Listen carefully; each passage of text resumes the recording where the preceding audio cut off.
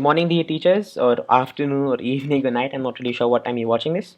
So the main purpose of the document, which like the link which you hopefully been sent by now, and the two videos that accompany it, are to basically help you understand what went wrong in the recent grade 10 class hacks and how what you could do to avoid it, and to basically save the time that you would normally put into research and research and to understand what really went wrong. So here goes. First of all, thank you very much, dear teachers, for taking out the time to learn a new piece of software and technology to teach us students. We genuinely really appreciate it. Like, thank you. Next, to the purpose of the document, as I said earlier, it's to save your time. Next, understanding the problem. I would want every teacher of our school to at least have a basic understanding of what the problem is.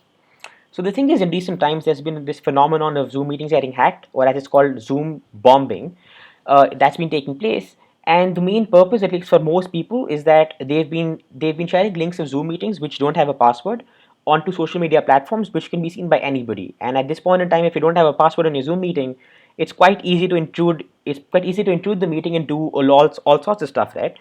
Now, the thing is, in particular, with respect to our grade 10 class hacks, what really went wrong is not the fact that we were sharing it on WhatsApp. WhatsApp, by the way, is a very secure platform. The problem was that it wasn't password protected. Our meetings weren't password protected, and that's why the hacks could take place. From the perspective of an attacker or a hacker, it's surprisingly easy to actually try multiple like a lot of 9 or 11 digit codes programmatically. So that being said, let's dive into the solution of the problem, which is actually quite straightforward.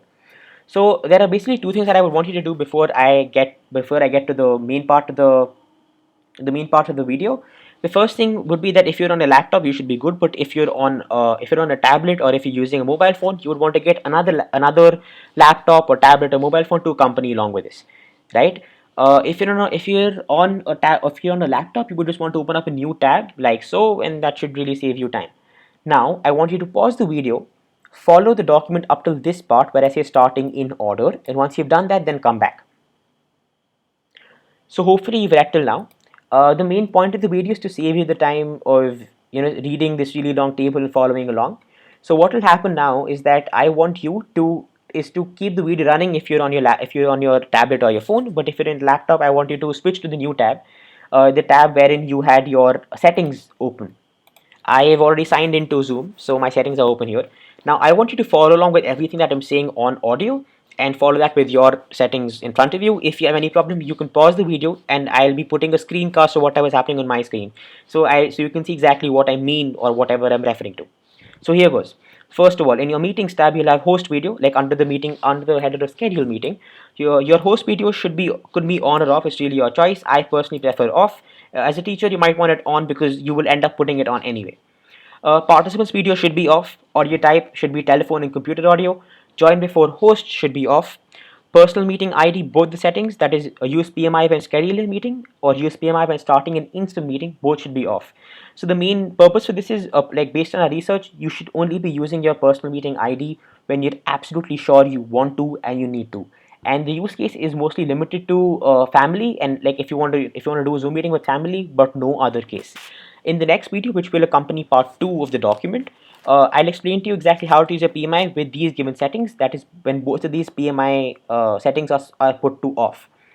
Your require password for like what follow under are 3 require password settings. All 3 will be locked by admin. What that basically means is that Zoom has made passwords compulsory for all meetings now, in light of the recent hacks. Now embed password in meeting link for one click join should be set to off. Next, you'll have require password for participants joining by phone. It will be locked by admin, so this move one. Mute participants one entry should be switched to on. Upcoming meeting reminders it's really your choice. I personally prefer to keep it on. Then we come to the in meeting basic header. Require encryption should be set to on. Chat should be set to on, but do ensure that prevent participants from saving chat should be set to on to like for privacy reasons. Private chat is again your choice. Private chat is basically gives students the ability to talk with themselves, like to talk among themselves using chat if they need to during class. As a student, to be honest, I would want it to be on, because if I don't know the answer to a question, I would be able to ask my friend. Or I think you get the idea. I really leave the decision to you. If you want, you can leave this on here, and during the meeting or before starting the meeting, you can actually switch this off. I'll tell you how to do that in the next video.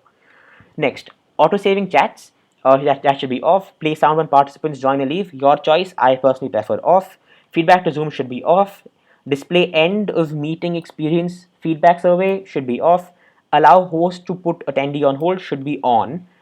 Allow show meeting control bar. Now what this means is, if you, hopefully all teachers have used Zoom before this, that little gray, that black gray box that you see with the microphone and camera and the participants and chat icon, if you want that to disappear, if you're not doing anything, you want to put this off. But if you want that to stay there and not disappear, you want to put this on. Next, show Zoom windows during screen share, put this to off. Screen sharing should be on. Who can share? This should be host only. If by chance during a meeting you want to be able to share your, if you want to be able to share your screen, I'll tell you how to do that in the next video. But right now you want to make it host only, and you want to keep your screen sharing on. Next, disable desktop or screen share for users should be set to off. Annotation whiteboard, very important settings. These must be off. Remote control should also be off. Non-verbal feedback should also be off. Allow remove participants to rejoin, very important setting. Please keep this off. Breakout room should be off. Remote support should be off. Closed captioning, save captions, far and camera control, all of these should be off. Virtual background, you want to keep this on. If by chance, if during the class, one of your family members walks into class and you want to not show them on the meeting, it's good to have the ability to do that. Next, identify guest participants in the meeting or webinar should be off. Auto answer group and chat should also be off.